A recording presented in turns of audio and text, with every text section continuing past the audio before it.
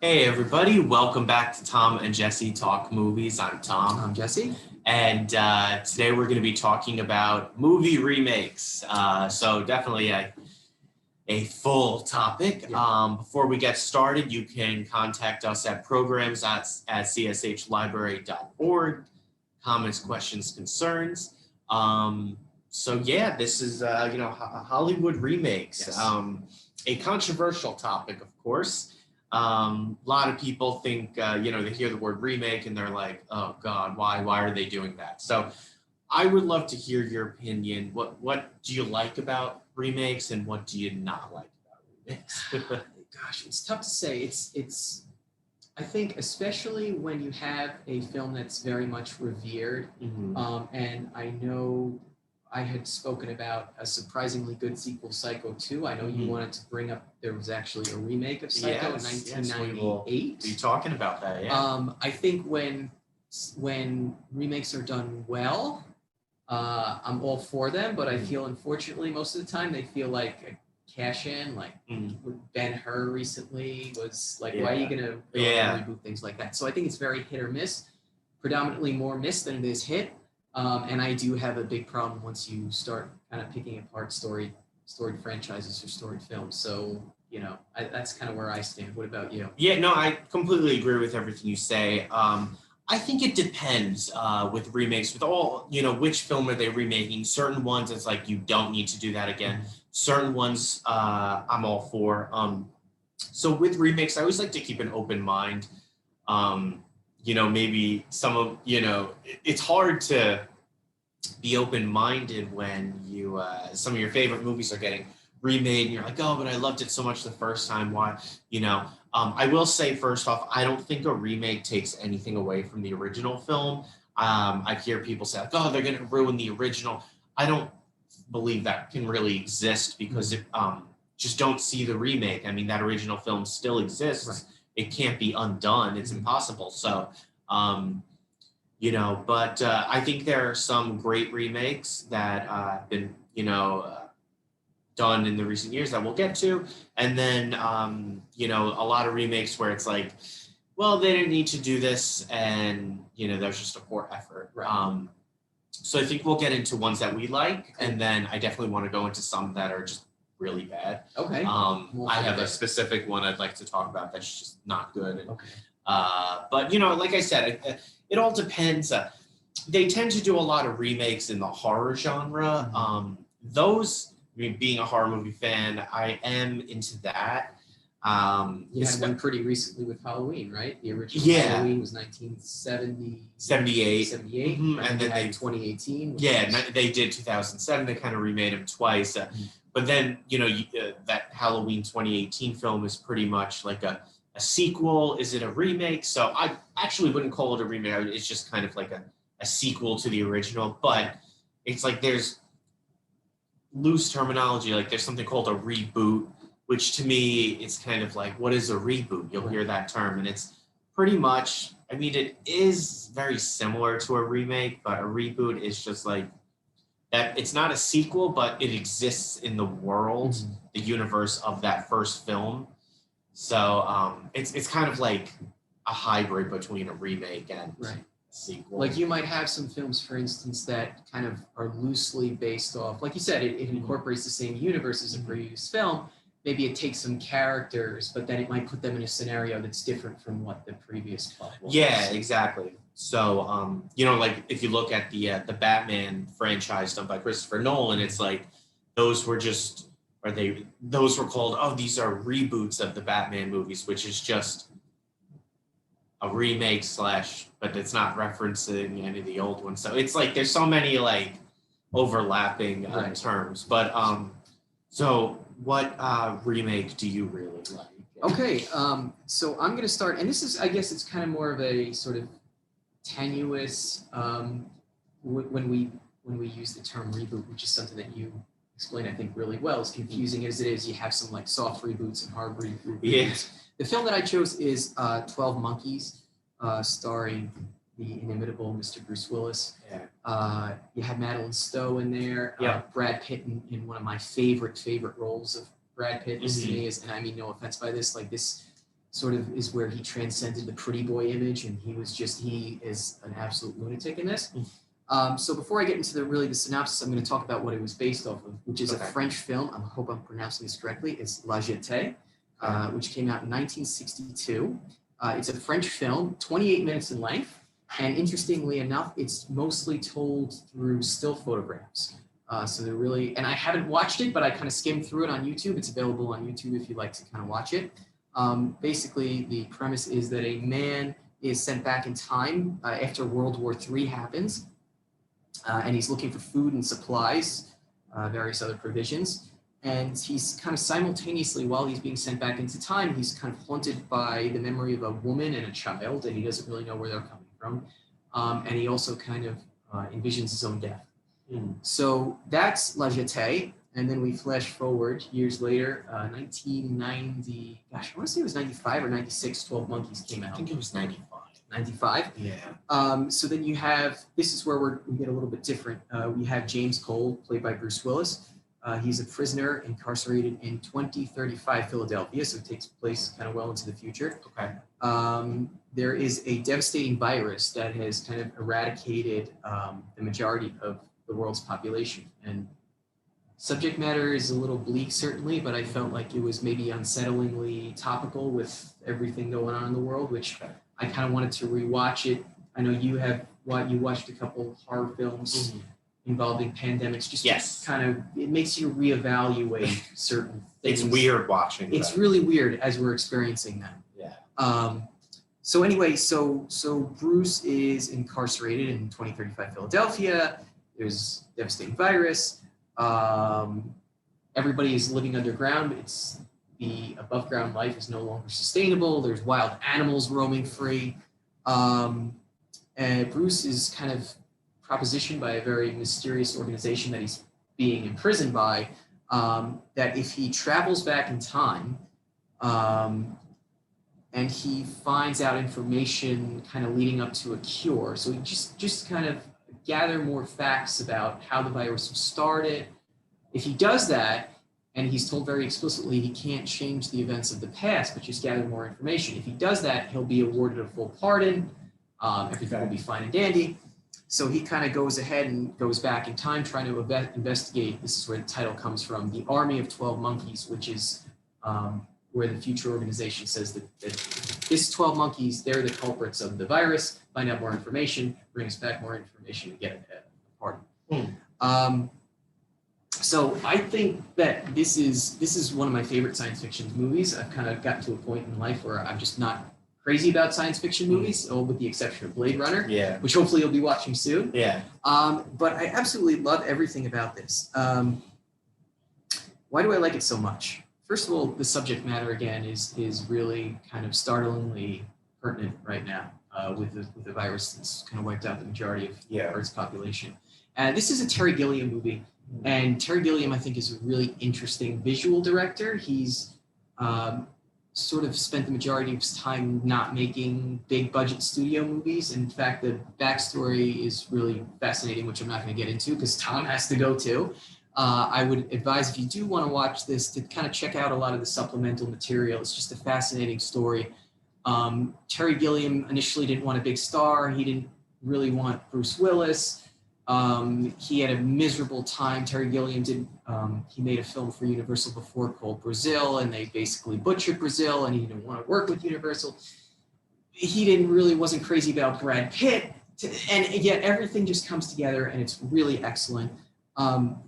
Why do I like it so much? Again, I would say it's the aspect of fatalism. I'm very much intrigued by plots where you're kind of presented with, you know how it's going to end, which essentially pretty early on in the film, you know how this is going to turn out for some of the characters. And I'm fascinated by immutability, the fact that there are predetermined events, they're just meant to happen the way they are, and then everyone else is just kind of a pawn in a game of chess, and you're playing the role. So it's really interesting.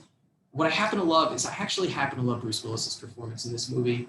It's so uncustomary and so incongruous to like the one-liner Bruce Willis from Die Hard or The Fifth Element or Armageddon. I mean, it's just This is like a submissive, a badly broken, and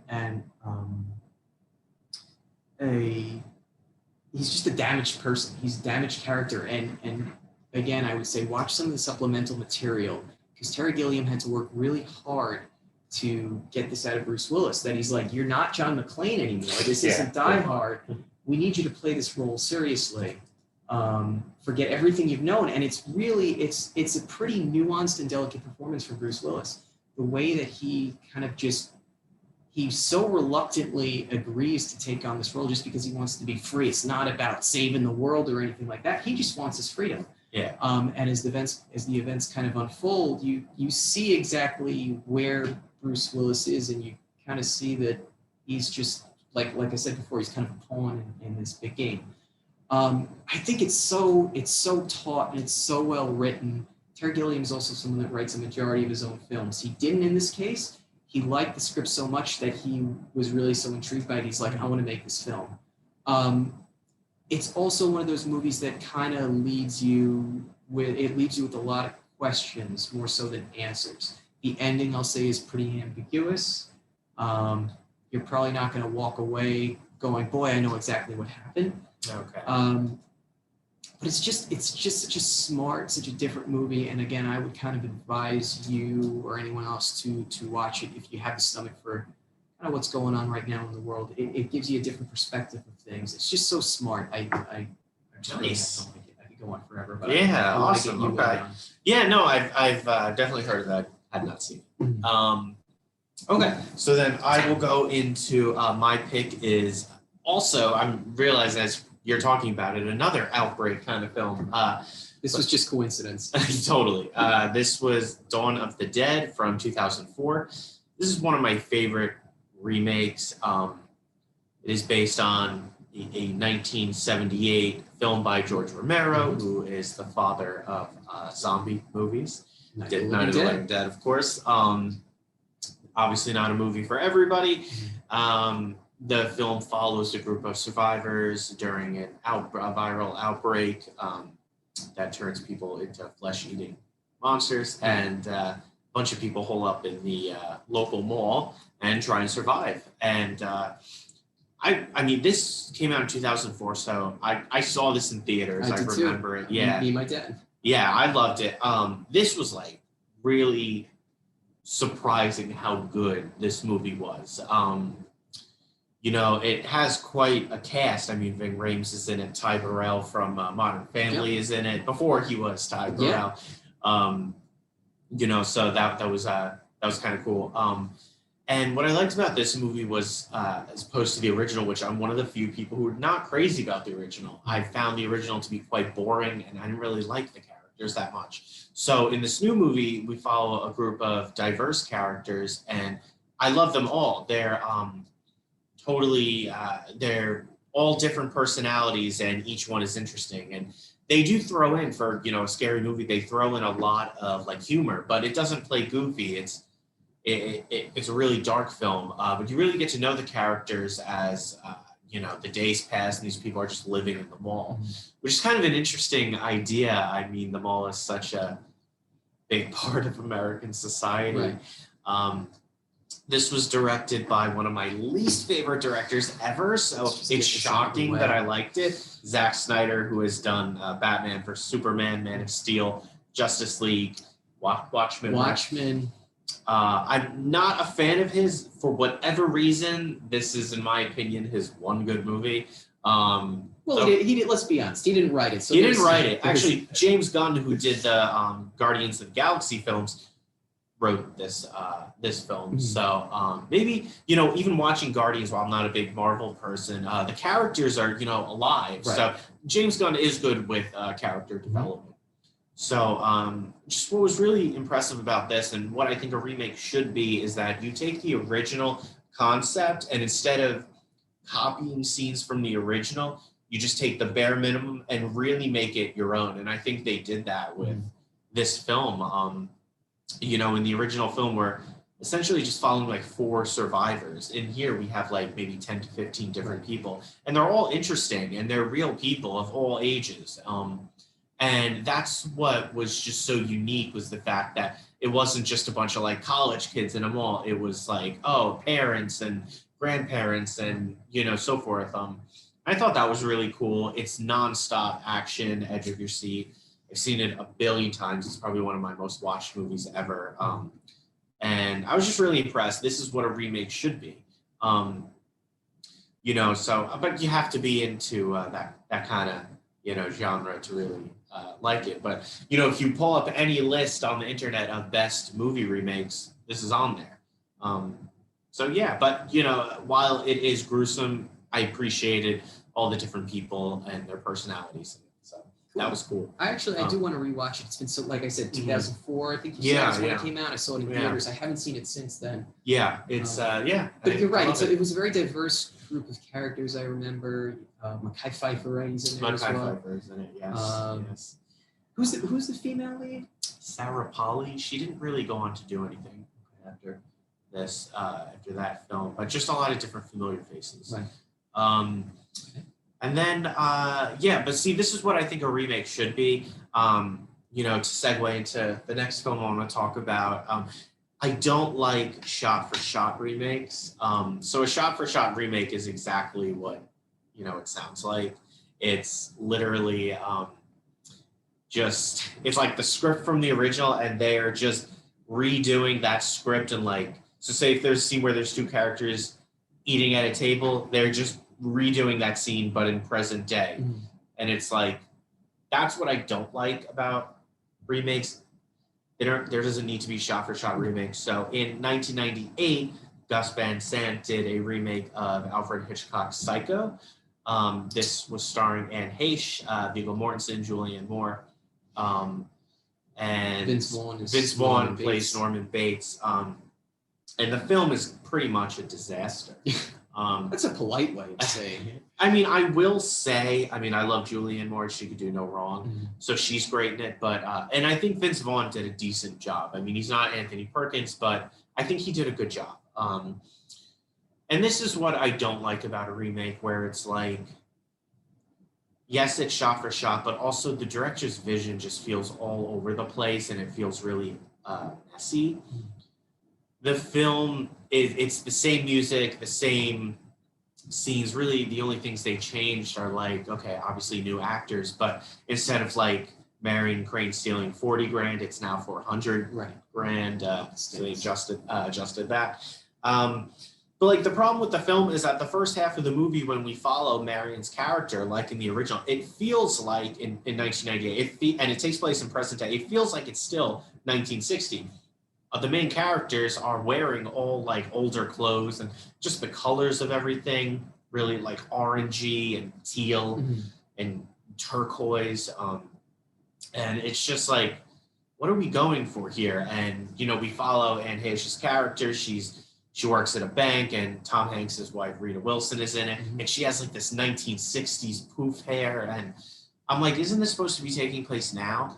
And then everyone knows what happens in Psycho. And after her death scene, then the rest of the film follows the sister and, other people looking for Marion Crane's character. And that is so obviously present time. And it just feels like, what am I watching here? It feels like the director had a vision and he stopped halfway through and just threw it out. But it's just, it's an ultimately pointless movie. You could see it for certain actors' performances, but there's really nothing to it. They did briefly alter the shower scene. They played a little bit differently. I didn't hate it, but it's just why did this need to be done? Right. And I think that goes into what you were saying earlier, where a lot of remakes just feel like money. They just want money. And it's why do they need to do that? And I think what we're seeing now in present day 2021 is a lot of, it was sequels and prequels for a while. Now every character is getting their own spin-off. So I remember in the 2010s, it was, it was sequels. And then 5 years ago, it was all prequels. And now it's just now we're getting the story of, Cruella de Vil and the Dalmatians. Okay, that's fine. But it's I would love original content. Right. I guess it depends on the subject matter. I'm not against these sort of things happening, but I don't like when people say, "Oh, Hollywood has run out of ideas." Well, like, no, you can. I don't think you can ever run out of ideas, but I think there's just laziness, and they know that, oh, if we just do like a third Guardians movie, oh, it's easy money.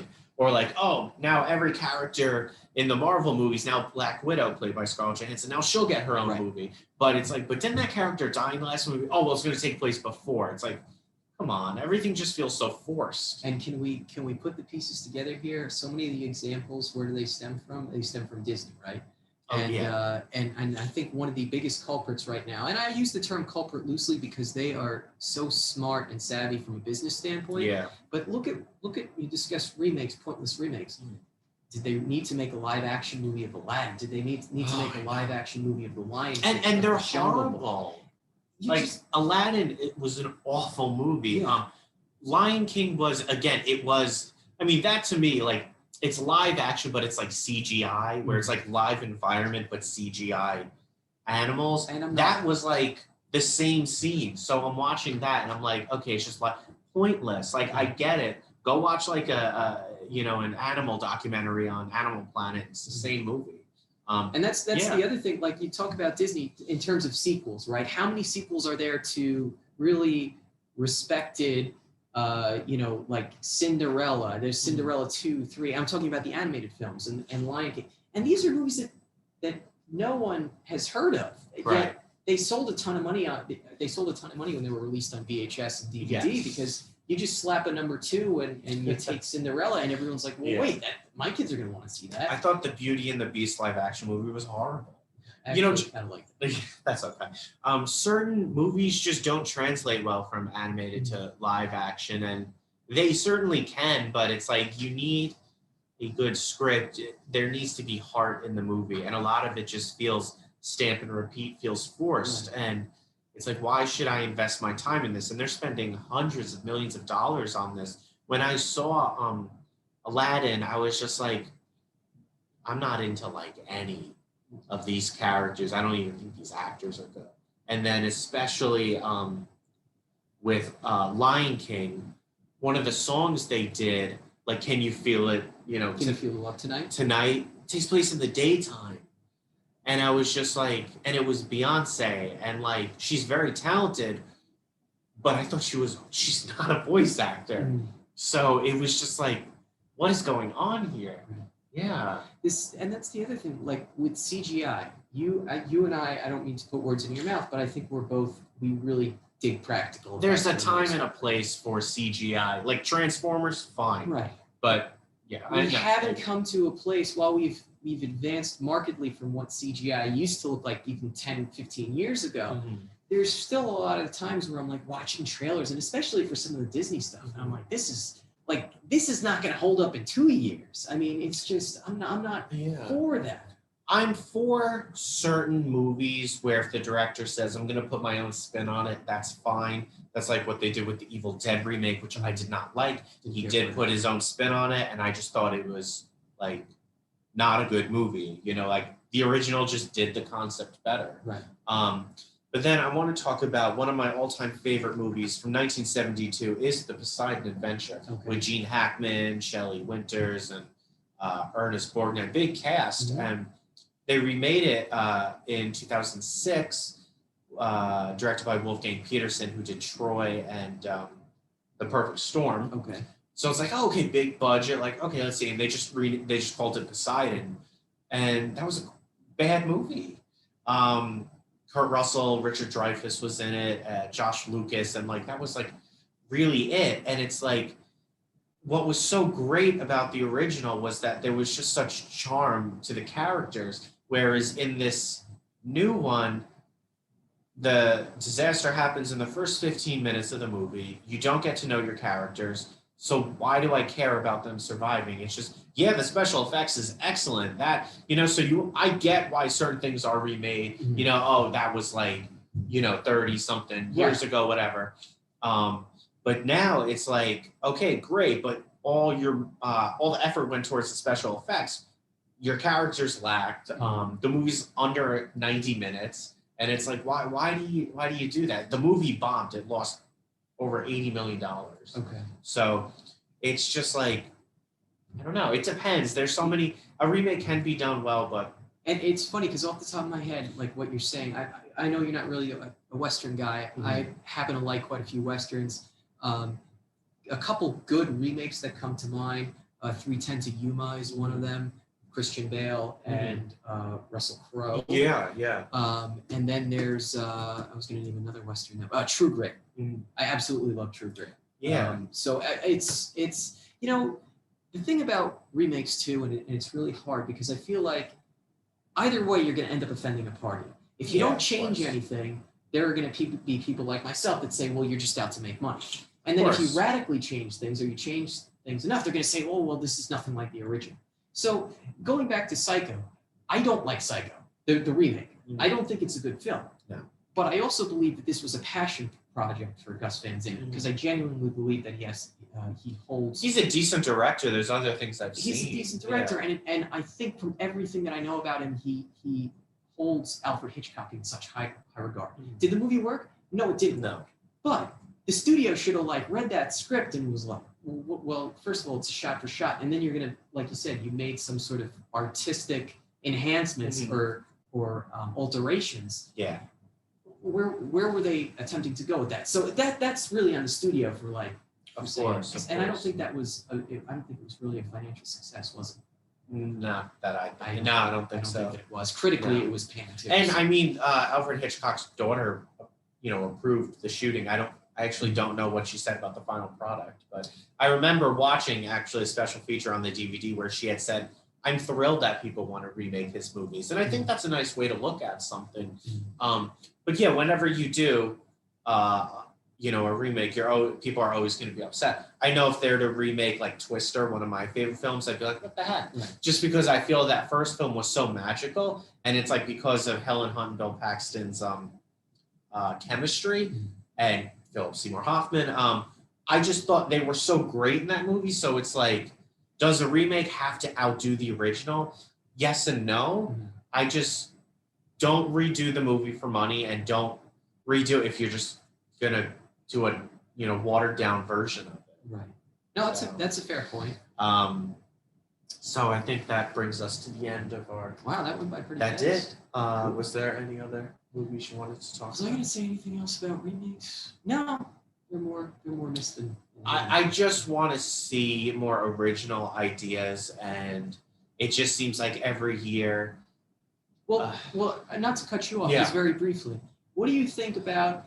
And again, I've kind of railed against him a few times. James Cameron, when you have someone that's taking these simplistic premises of Romeo and Juliet and rip-off films. Pocahontas, Yeah. and yet he's putting his own spin on them. Yeah. So I'm okay with that. I'm fine with that. I mean, I'm not. It's rare that I'm against a movie being made. I say whatever. I just won't see it, but I'm not gonna get all upset about it. you recognize it's not for you. And Yeah, exactly.